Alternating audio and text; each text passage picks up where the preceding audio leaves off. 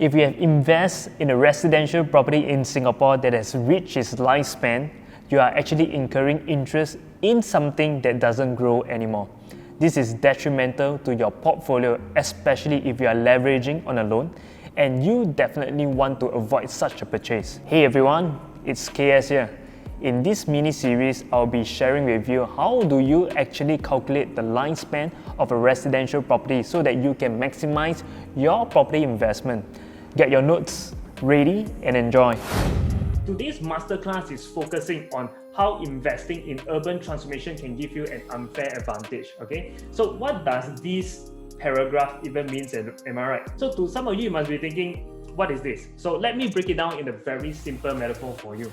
So imagine this, a pair of twins, two boys both bought into a shophouse each in Boat Quay back in the 1980s.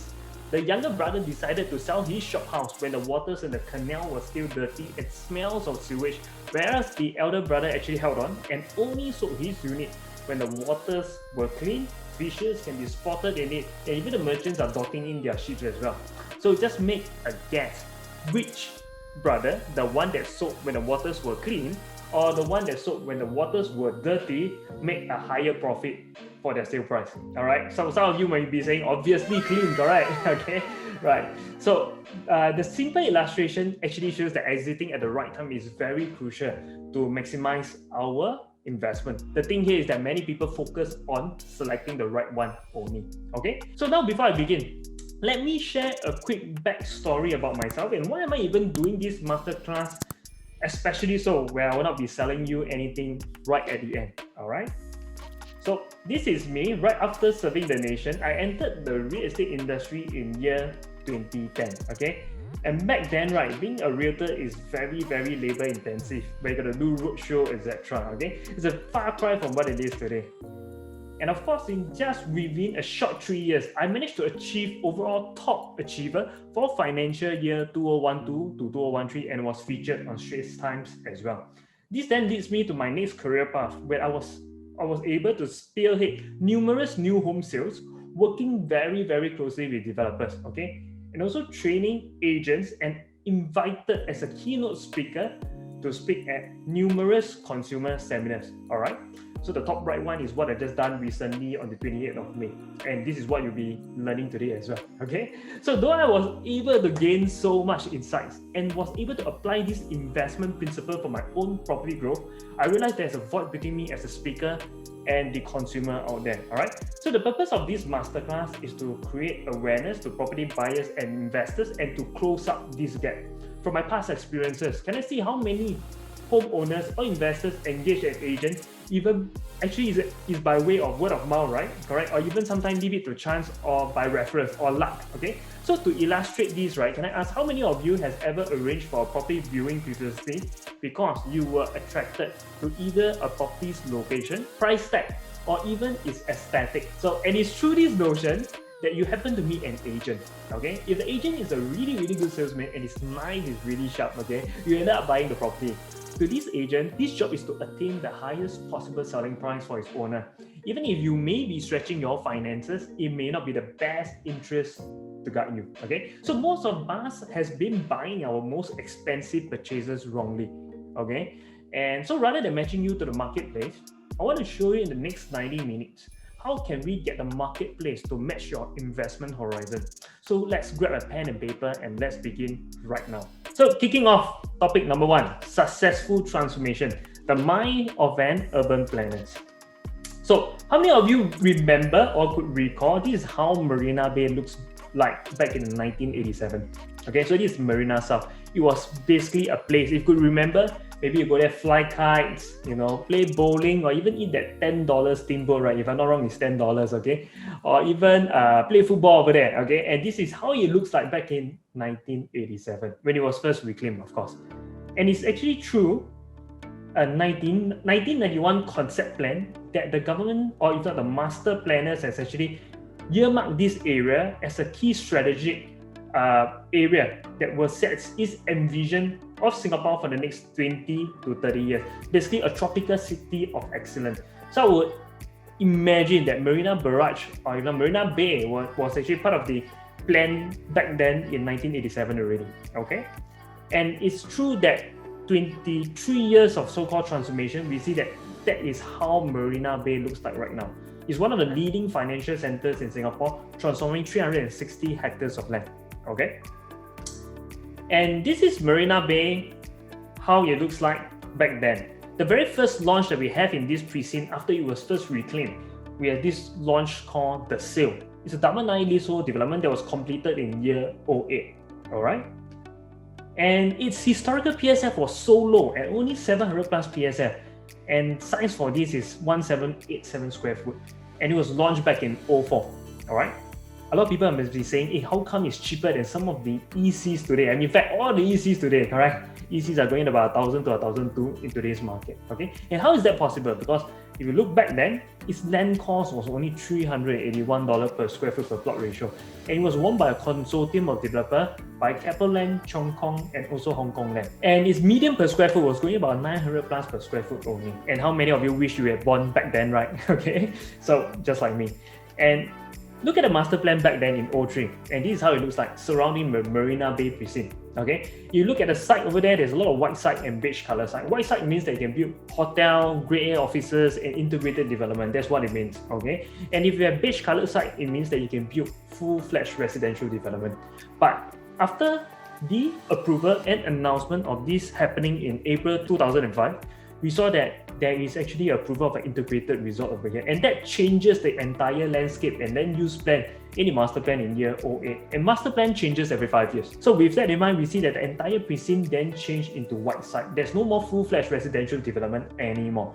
And this, I would think, is also based on the stakeholders' interest that they do not want a full-fledged residential development to stay beside a 24 hours casino. Am I right? Okay. So this is how the little government announcement and changes would change the level of land use plan in the master plan, just to give you some level of insights. So over here, this is very, very important data I'll be sharing with you.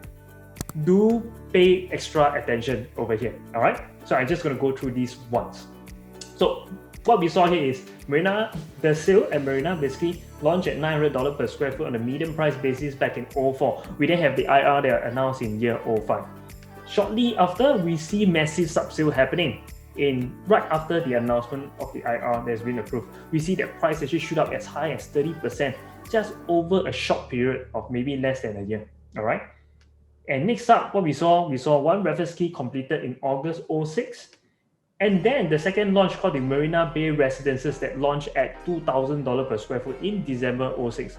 We then see that The Sail actually used the next launch as a catalyst to boost up its pricing. Okay, so they were then able to sell at around $2,000 per square foot just because of the next plot was launched at this price tag. So guys, I'm just going to drop a little golden nugget here for you that when I invest, I never buy the last plot of land given any demographic. Why so? Because you will then become the price setter of the entire precinct. So people will then use your price to climb, exactly what we are looking at over here. Okay, but in this instance, the Marina Bay Residence was just only the second launch. All right. Okay. So what happened next? We then see it went as high as $3,000 per square foot for The Sail. All right. In October 2007.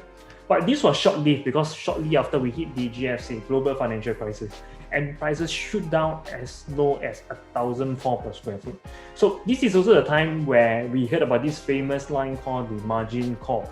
So what is the margin call? Basically, back then you buy properties October 07, you can borrow as high as 90%. Which means that if you bought a $3,000 per square foot unit for a 1,000 square feet unit, you have bought it at $3 million. Your loan size will also then means 90%, 2.7 million. Imagine your property value dropped all the way to 1.4 million. Do you know that the bank can claw back the difference of 2.7 minus 1.4, which is 1.3 million from you, and you got to basically pay the bank in hard cash 1.3 million. And this is a very, very unfortunate time for many investors out there because they were speculating the market, and these hits, they got hurt really badly. And then we see the next launch that came back.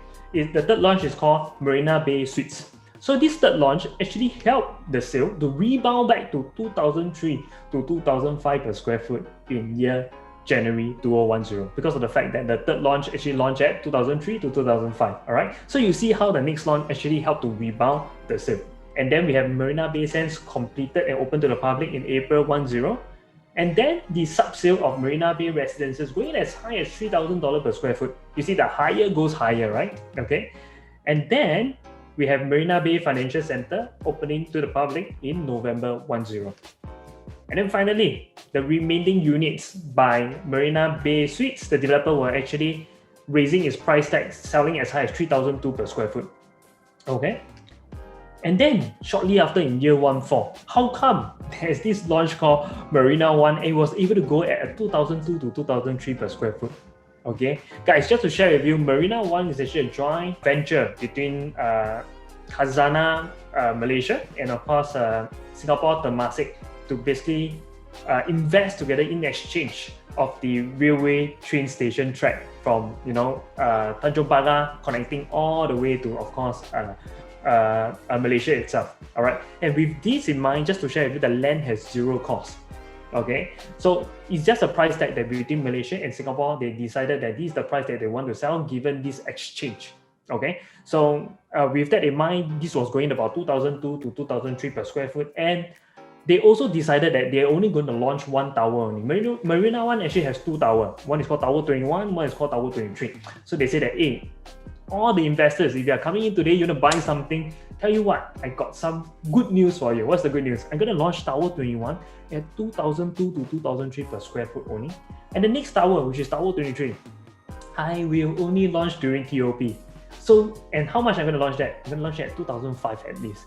So at least by buying today, your price will definitely have a secured $200 per square foot minimally. And that was why a lot of buyers and investors were buying Marina One back in 2014. And the first tower was actually very soon snapped up. And then July 2018, that's where they promised to launch the next tower. That's where we actually TOP. They launched Tower 23. And they were launching at 2005 as promised. Okay. But just to share, there was actually also another cooling measure that was introduced in July 2018, which is on the 5th of July. And developer, because they are Temasek, right? So they know what the government is doing.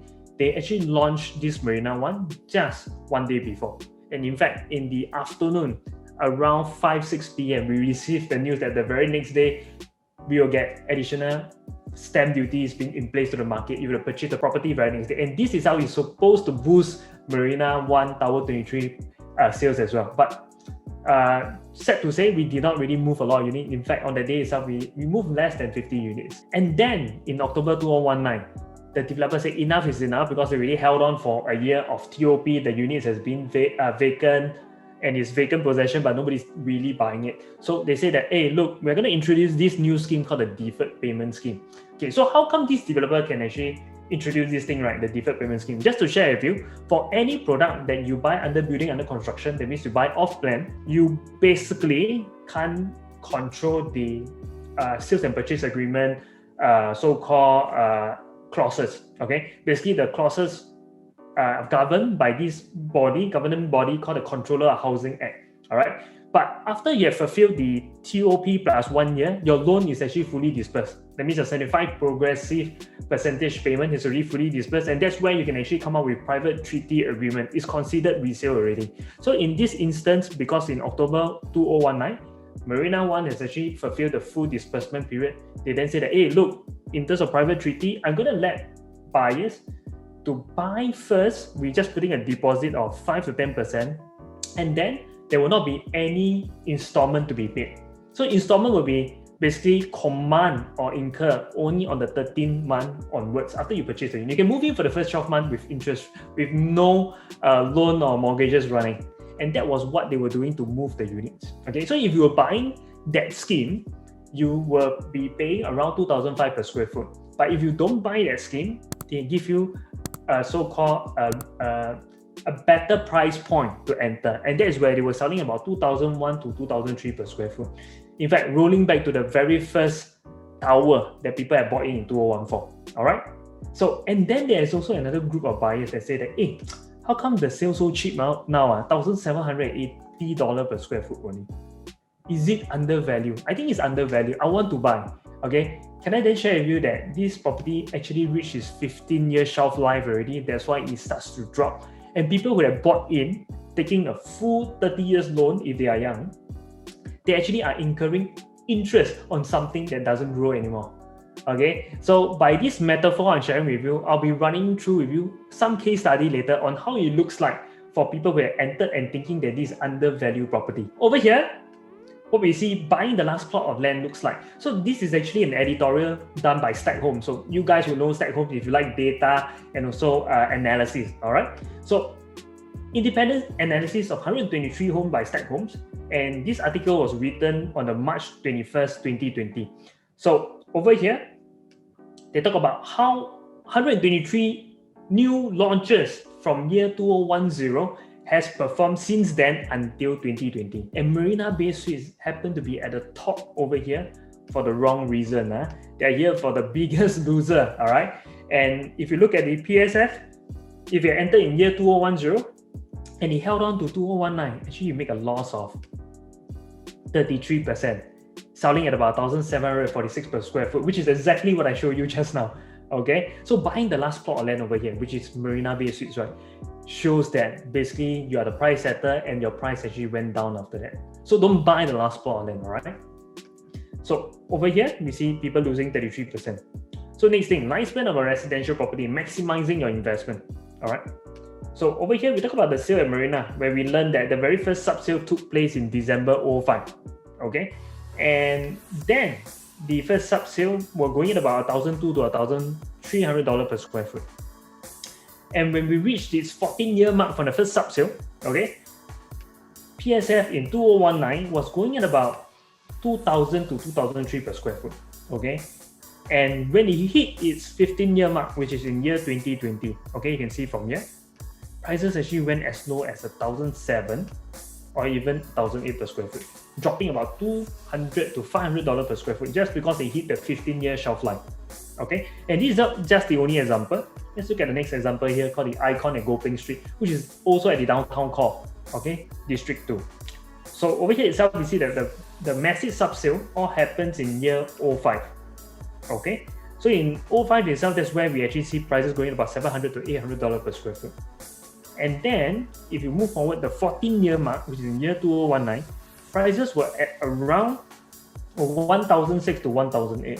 But when we hit the 15-year shelf life, okay, in year 2020, prices goes as low as 1,600 to 1,700, dropping about $100 per square foot, so to speak. And that is how the 15-year shelf life looks like for the sale and also the Icon as well. So the lifespan cap, how do we count the 15-year lifespan cap? All right, just to share, if in the good old days where there are speculators speculating in the so-called CBD precinct, we will definitely see sub-sale happening, because back then there's no such thing called seller stamp duty, right? This was only something that was introduced in year 2010 onwards. So people were buying back then, like people were buying Marina Bay Precinct area, there was no such thing called sub-sale. You can just buy the option and you can flip. Whenever there's a sub-sale being done, the 15-year shelf life starts from there. All right, but it must be a massive sub-sale, not like a one-off seller that's selling and then the rest of the owners are selling later. All right, so we have to see from a massive sub-sale perspective. So once that's done, we use the 14 years lifespan count from there. But what if in year 2000 to 2010, you are buying a place such as maybe Bukit Timah, Dunham Road, for example? You probably buy the place for sale, right? And you probably wouldn't want to do or buy it for flipping. So what happened in this context that we will not see any sub-sale that happen. So for product as such, where there's no sub-sale, we will use the 15-year lifespan count starting from TOP. Okay, so if we do not have any sub-sale prior to that, prior to actually TOP, we will use TOP as the 15-year shelf life start date count. All right. So next thing, we talk about their exception as well. So what are the exceptions here that properties actually appreciate beyond that 15-year mark? Okay. So this is where we talk about there is a recent successful en-bloc acquisition happened within 500-meter radius of your property. So what it means is that, for example, you are condo A.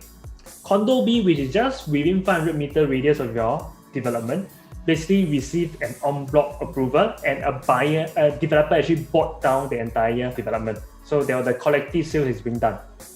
And through this notion, you can then sell to the investors out there that you could be the next potential en-bloc beneficiary. Okay, so basically passing on the hot potato to the next person thinking that they could benefit this hot potato. Okay, So with that in mind, we see that prices actually shoot up because we buy that speculation or that benefit.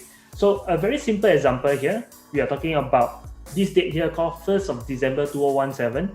This property called Royal View basically received en bloc. Okay, so which one is condo A and which one is condo B? Condo A will be the Tesserina, condo B will be the Royal View, which is today's Royal Green. Okay, so the Tesserina itself was first completed in year 2003. So in 2017, it would have reached its 14-year shelf life. All right, and because of this news that in Royal View received confirmed en bloc from these all green properties, we then see that basically this property itself called the Tesserina, prices actually shoot up beyond that. So in year 17, this is how the price tag was performing like back then in 2017, the 14-year shelf life. Okay, PSF was about 1,003 to 1,005 per square foot. But after the approval or announcement by Channel News Asia that Royal View got en bloc, the Tesserina prices actually shoot up on the 15-year shelf life. We see that in year 2020, prices actually shoot up to $1,600 to $1,800 per square foot. All right. So just by if you don't get en bloc, okay, and your property is very old already, and another property is got en bloc beside you, right? Don't be upset because you can actually sell this benefit that you're the next potential en bloc to the next so-called investor out there. Okay, so this is for sellers if you are trying to exit your existing property because you have been holding it for a long time and you still have an en bloc. Okay, these are some insights for you. I hope you enjoyed this mini series. If you are gaining tons of value just from this video alone, you wouldn't want to miss out on the rest of the mini series. So stay tuned and I will see you again.